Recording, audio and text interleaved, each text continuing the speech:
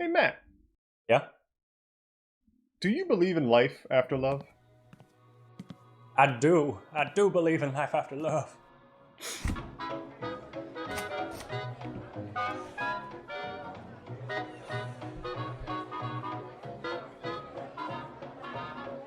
Hello, and welcome to andMirth, where we talk board games with a dash of booze. I'm your host Anthony, and this is your cocktail maker Matt. Hello. If you're joining us for the first time, we're going through all 750 cocktails in the SAVOY cocktail book, and talking about what brings us joy along the way. If you're joining us again, thank you. Make sure you subscribe and hit the bell so you get updates when we get new videos. This week, we'll be talking about the board game Tokaido, as well as the cocktails the Alfonso Special, and the Alice Mine. What do I say next? Alright, Buckaroo, what's been bringing you joy lately? I need you to never call me Buckaroo ever again. But Alex and I have fallen back into an old MMORPG that I loved when I was in middle school and high school, MapleStory. He found us a classic server that really recreates that old vibe of the really long grinding for experience and all of those kinds of activities. And it's bringing me so much happiness because I can zone out, listen to a book, just enjoy that really old, cute, flat 2D art style. It's adorable. I guess adorable is a word. You were forgetting to mention the fact that you've dragged Sarah and I into this grind as well. And we spent, hours getting ribbons off of pigs? It's a very important thing to do. We need to get those party decorations. Who else is gonna do it? What other hero will step up for that challenge? But I'm mostly asking, why do the pigs have ribbons on them in the first place? How did they get like that? They were born that way. Fair enough. I've been on a bit of a nostalgic kick myself, actually. I'm going through all of Stargate SG-1 again. I'm bringing Sarah along for the ride, so that's fun. It's a little problematic in its themes, but I just can't get over the 90s campiness and how they had special effects of what the future would look like, and they're just so bad and so good at the same time. And the whole show is just revolving around this theme that is the what if Star Trek ignored the Prime Directive and just put, the US military in charge of intergalactic diplomacy, and it's just hilarious. Yeah, I get that joke too. Yeah. Base. So is this just your way of filling that hole that Mass Effect Andromeda left, or what's the... Matt, I don't know what you mean. We should get to our first cocktail. What is that again? Oh yeah, nice deflect. Brilliant riposte. But sure, I'll give us that first cocktail. This week we'll be starting with the Alfonso Cocktail. This one's a little bit different, so stick with me. Put 1 lump of sugar in a wine glass, then add 2 dashes of an aromatic bitter to the sugar. We used Angostura. Next, pour 1/4 of a glass of Dubonnet. Stir until the sugar dissolves. Then add ice and top with champagne. Finally, squeeze a lemon peel on top and stir slightly. And enjoy this delightful wine spritzer.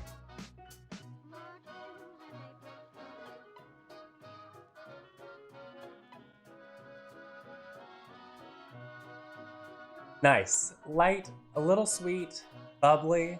The aromatics of the citrus give it a nice tartness, and the spices from the Angostura just sort of round it all out. We used a dry champagne, which is helping balance out the sweetness of the sugar, obviously, and then the Dubonnet. I'd put this on my summer lawn chair drink, which kind of makes sense, as rumor has it the namesake of the drink, King Alfonso XIII, after being exiled from Spain, spent a lot of time bar hopping around Paris drinking this drink. I feel for those Parisian bartenders who had to make this what amounts to a overly complicated wine spritzer. You've got a Dubonnet that is a red fortified sweet wine and not that different from vermouth. You then pour champagne on top of that, and you overall make this concoction that is just fine and fizzy. Overly complicated. My sweet summer child, we've only scratched the tip of the iceberg on complicated drinks. I mean, truly, the technique that's used in this one is very similar to if you're crafting an old-fashioned in a glass. Sugar, bitters, ice, add the liquor, and stir. So I think you're gonna have to explain to me what you mean by overly complicated. what I feel is that I want Lambrusco instead, or even just make a red wine spritzer. There's easier and, to me, tastier summer lawn chair drinks. Moving right along to our board game of the week, Tokaido, published by Funforge. It's a 2 to 5 player game for ages 8 and up. A great game to have with drinks, food, friends, and all of the artwork is amazingly done, and it really draws you in and invites you to play at your own pace.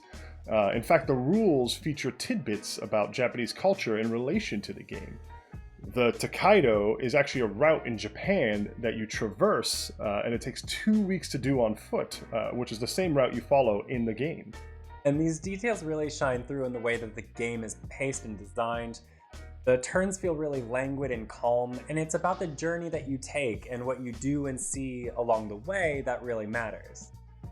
Right, and also where you stop, because you stop at some inns and then you get to look at some of the food that they've depicted on the cards, and they all look so good. That food, I want to cook through that menu so bad, like every time we play.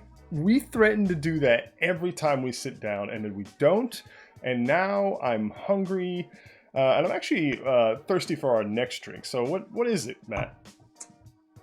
I'm hungry now too, though. Okay. So we're going to be honoring our friend, King Alfonso, with this twist, the Alfonso Special. Grab yourself 3/4 of an ounce of dry gin, 3/4 of an ounce French Vermouth, 1.5 ounces of Grand Marnier, 1 dash of Angostura Bitters, follow that up with 4 dashes Italian Vermouth. Shake well and strain into a cocktail glass for this royal twist, the Alfonso Special.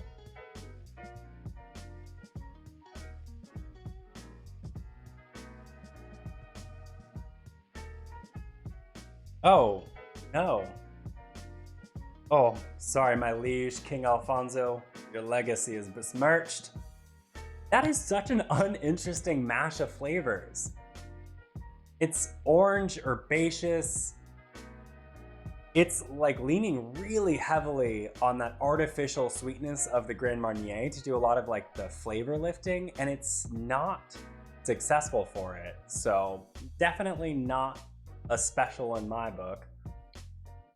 Yeah, is it that like gin and the cognac that's in the Grand Marnier mixing together? I don't know what that is, but all of that like herb and spices, they just feel like they're dumped on an orange, and that is not at all something I'm enjoying. And it's another one of these cocktails that we're doing this week that I would rather have something else. Okay, what would you rather have?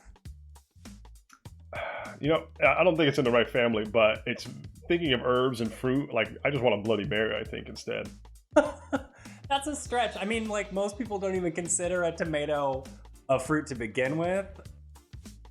It doesn't matter. Tell me the rules of Tokaido. In this game, you'll be going on a journey down the East Sea Road, known as the Tokaido in ye olde Japan, taking in sights, shops, and tastes along the way. You take on the role of a traveler from Kyoto, following a linear map route to the city of Edo, and make stops at various spaces that branch from the main road. These spaces will have actions that net you valuable journey points, which you'll tally at the end of the game. Actions include meeting new people, eating unique meals, shopping for souvenirs, completing panoramic views, donating to the temples, and even bathing at the hot springs. Your distance from Edo is what determines the turn order, giving the person furthest behind the opportunity to go next. On your turn, you'll simply choose an unoccupied spot on the track, move to it, and perform its action. Everyone adds and compares their journey points at the end of the game. The traveler with the most journey points is the winner, and should feel free to regale the entire inn with tales of their bountiful journey.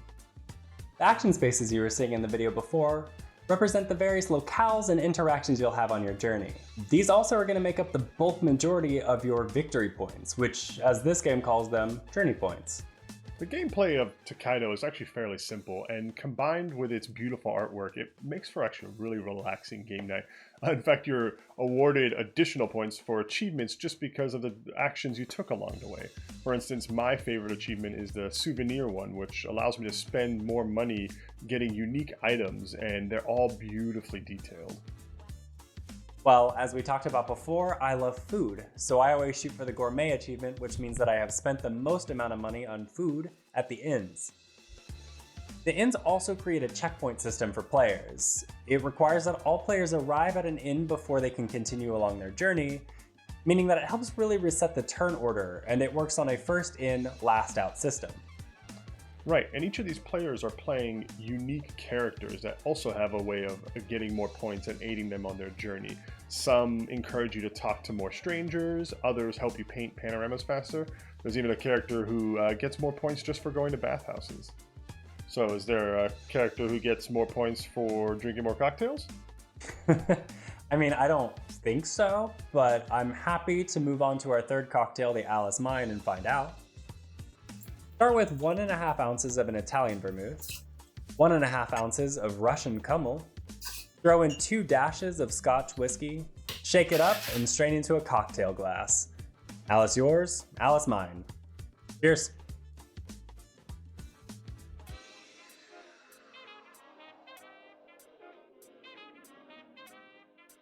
Ooh, hoo, hoo, hoo.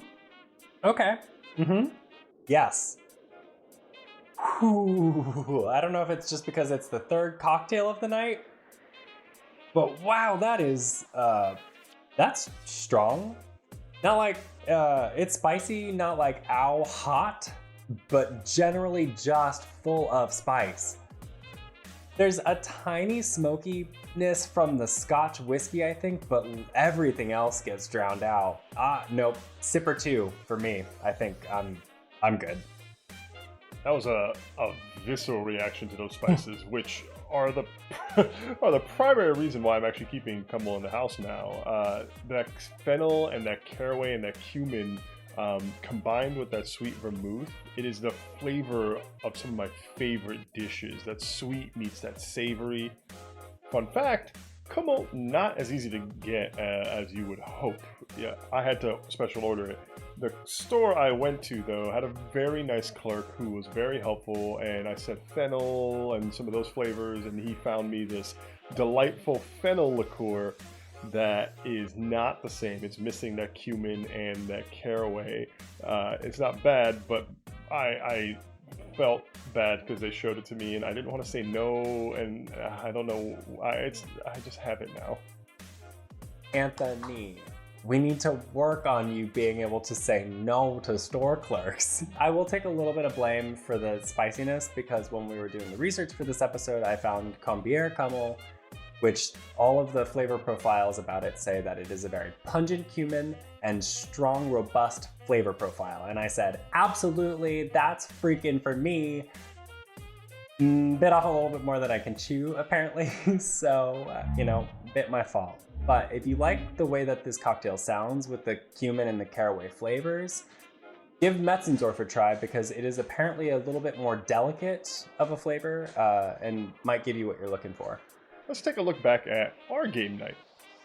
I tried to follow a pretty specific strategy. I looked at my character's abilities and I said, you know what? That's what I'm gonna do.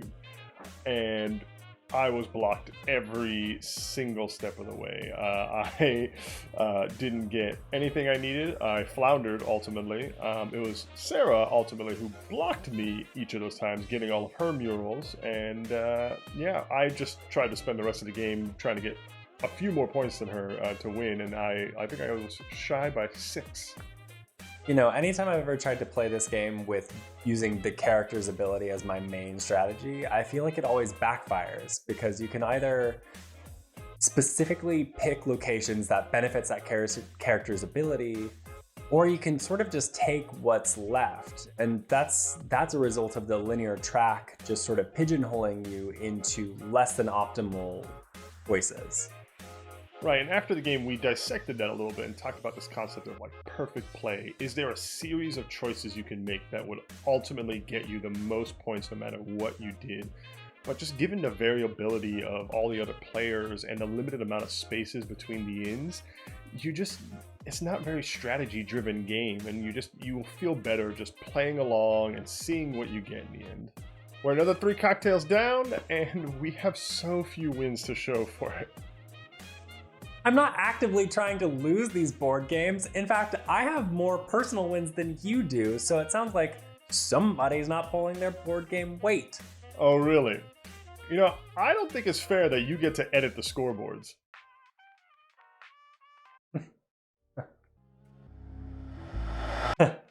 But hey, fair warning, if you thought the Alfonso was complicated, the almond is gonna knock your socks off. Yeah, join us next time as we talk about Wingspan, the ornithological card collecting engine building board game, as well as the Allen Special, the Allies, and the Almond Cocktail. And hey, let us know what you think in the comments below. What nostalgic content is bringing you mirth? And make sure to like this video and subscribe to keep following along. I hear a voice inside me saying, I really